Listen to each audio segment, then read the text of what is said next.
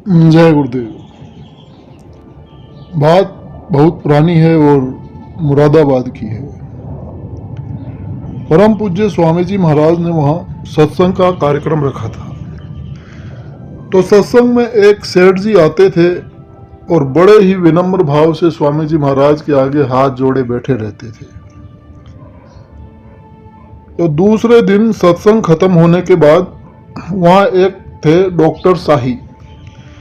तो उन्होंने स्वामी जी महाराज से सेठ जी की मुलाकात करवाई, सेठ जी का परिचय करवाया। सेठ जी का परिचय करवाया और कहा कि स्वामी जी, ये नगर के बड़े धनी मानी सेठ हैं, पर पूजा पाठ और सत्संग में भी इनकी बड़ी आस्था रहती है। तो सेठ जी बराबर हाथ जोड़े वहां खड़े रहे।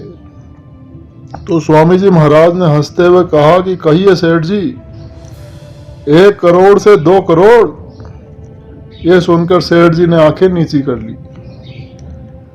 फिर उसके दूसरे दिन परम पूज्य स्वामी जी महाराज सेठ जी से बोले कि चलो सेठ जी की कोठी देखें। और फिर सेठ जी के साथ स्वामी जी महाराज उनकी कोठी की तरफ चल पड़े। सेठ जी की कोठी बड़ी ही भव्य और आलीशान बनी हुई थी।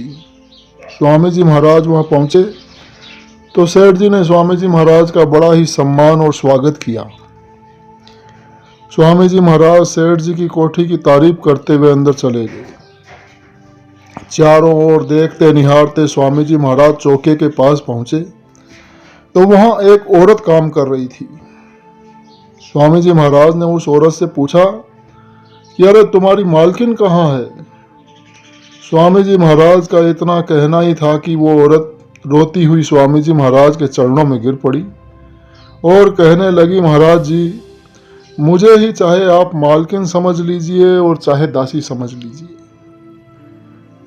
स्वामी जी महाराज ने उसकी बात सुनकर आश्चर्य दिखाते हुए उससे पूछा कि अरे तुम सेठानी हो, तुम्हारी इतनी बड़ी कोठी और तुम इस तरह से। तो उस औरत ने अपनी आवाज को नियंत्रित करते हुए कहा कि महाराज जी, कोठी और धन तो सेठ को मुबारक हो। मैं तो यही जानती हूँ कि काम करती हूँ तो 2 रोटी मिल रही है। मैंने भी आपकी बड़ी चर्चा सुनी थी, बड़ी इच्छा थी आपके दर्शनों की, पर यह सेठ कहीं जाने ही नहीं देता। इसकी इज्जत जो चली जाएगी। तो स्वामी जी महाराज ने उस औरत से कहा कि इसीलिए तो मैं चला आया। और फिर स्वामी जी महाराज सेठ से बोले, जो कि वहां सर नीचा किए चुपचाप खड़ा था। स्वामी जी महाराज बोले कि अरे सेठ जी, जाने लगोगे तो क्या ये सब लाद कर साथ ले जाओगे? अगर बाल बच्चों को खिला पहना न सको तो तुम्हारा ये धन फिर किस काम का? इस तरह से सेठ को लताड़ कर फिर स्वामी जी महाराज वहां से चल दिए। जय गुरुदेव।